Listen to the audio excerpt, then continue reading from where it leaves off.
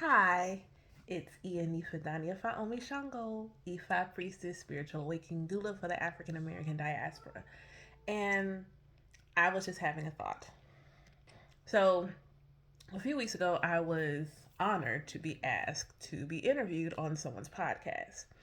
And so the young lady and I were having the discussion, and she shared that at some point in her own journey, that she came across Orisha and Ifa, but she didn't go that route. The reason she didn't go that route was because of the way the person presented the tradition to her. She said that she was told that, if you don't do your offerings and things like that, the Orisha are going to get very angry with you and they're going to punish you. And she didn't like that. It felt very much Abrahamic. It was giving spiteful, vengeful God sitting on a cloud waiting for you to mess up so that he can smite you. And I was sitting there listening to her tell this story and feeling so hurt by it. I was hurt because I wish she had met someone else. I wish she I wish she had met someone who did not look at the Orisha tradition with a colonized or Abrahamic lens. And I wish that she had come to the tradition just different.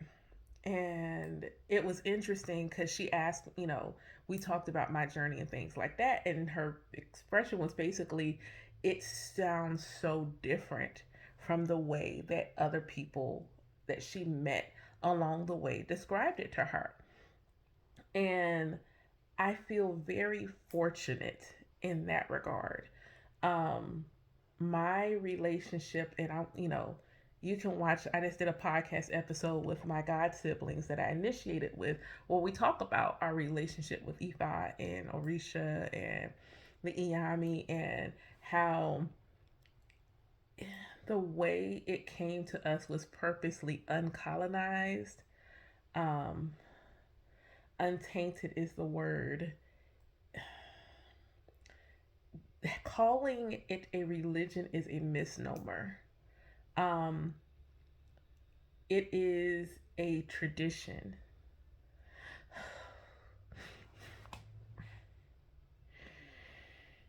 It is a way of life, it's a lifestyle, it's a culture, it's a spiritual science. There, in an African sense, saying African traditional religions really is it's a misnaming.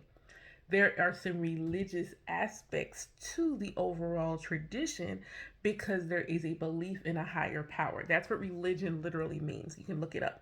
It means that you have a series of practices and a belief in a higher power. But it really is a spirituality because it's both. It's a culture. And because of such, and it having oral tradition and things like that, there is not one way or manifestation. But one thing is for certain, the idea that the source of all creation is looking for an opportunity to punish you is completely colonized and Abrahamic in its expression. If you got a divination and there was something coming up that was not fortunate and it was not in the best outcome, the offering is the medicine to mitigate that outcome. The energy was already present, otherwise, it wouldn't be mentioned. And to add on to that, there are so many verses and stories and parables and things like that associated with the Odus that you still have to have someone who is gifted in discerning what part of the Odu belongs to you.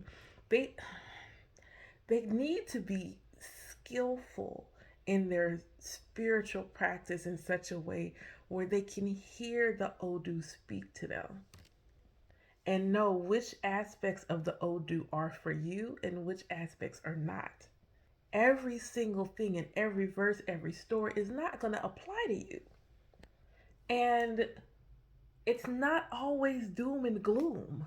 Like the notion that every time you get a divination, there is absolutely going to be something negative. There is positive and negative in every aspect of your life. But every time you get a divination, there's like, hey, there's this bad thing.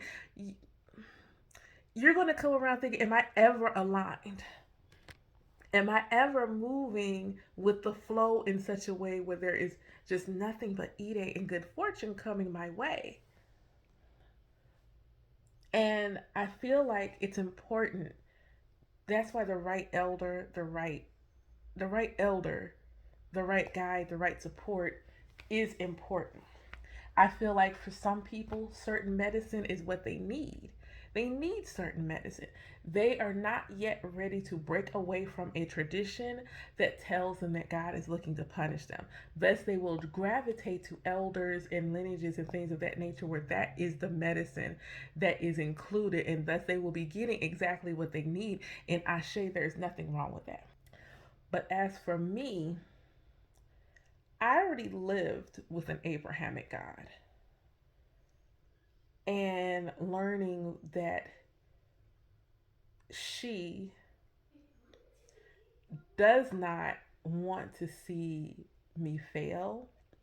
She doesn't want to see ill will come to me. She doesn't want to see me harmed in any way. And thus, she is not actively sitting around waiting to punish me. When he gives me advice and it's stern, it's just simply stern advice. It is constructive feedback. It is not, if you don't do this thing, I'm going to punish you. It is, hey, I see that there's two ways this can go. We could do this the easy way, or we could do this the hard way. I would love for you to do it the easy way. But either way, I got you. Either way, I'm with you. Either way, I'm with you. But I would love for you to align with the path of ease and flow. Because, when I incarnated as you, that's kind of how I wanted this thing to play out. So I don't feel like when something happens, I'm being punished. Oh my God, I'm being punished. I did something wrong. Oh my God, I'm going to be smited.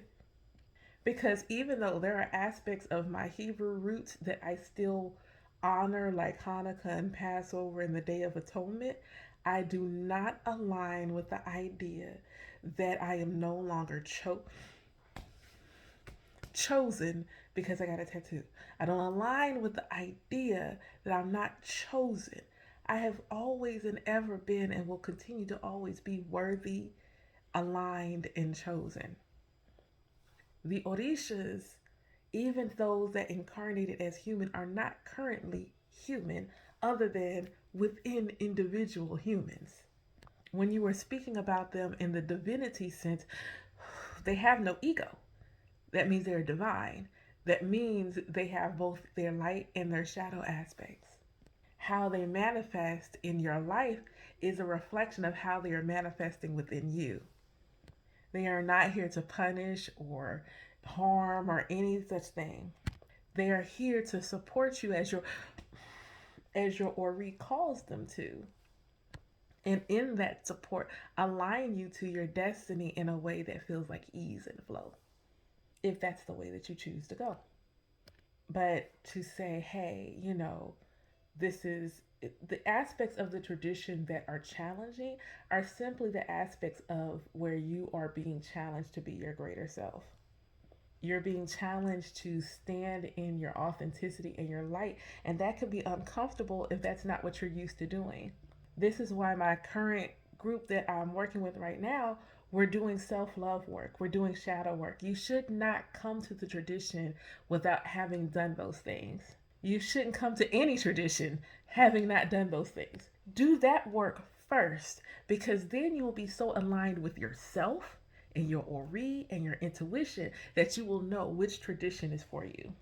You will be vibrationally aligned to the elder that's going to support you and continue to elevate because you're already doing the work. So, yeah, I was just thinking, yeah, just some thoughts from me. Have a good day.